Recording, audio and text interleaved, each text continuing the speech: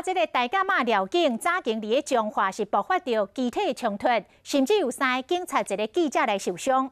彰化县的警察局长方扬宁心情沉重讲重话，伊公开来呛这个乌道，讲大家小拄会着，差不多就好。讲若阁相拍闹代志，绝对要追究到底。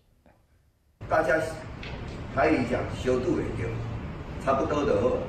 彰化县警察局长彭永玲面色沉重，因为大甲妈绕境发生相拍代志，伊公开对闹代志的人呛声。我们没有能力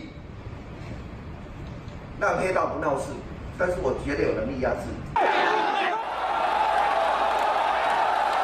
今年冲突比往年更较济，包括一个记者甲3个员警拢受伤。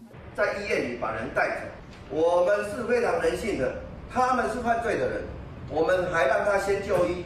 彭永玲处理群众的运动真有经验。2014年太阳花学运，伊做中正一分局长，下令将这占立法院群众赶走。5年后调到彰化，搁拄到大甲妈绕境冲突上届一日摆，彭永玲将这闹代志的帮派分子拢甲抓起来，伊坚持依法行政。妈祖回来的时候，该去放话、该去约制的啊，尽你的能量，放手的去做，由我概括承担。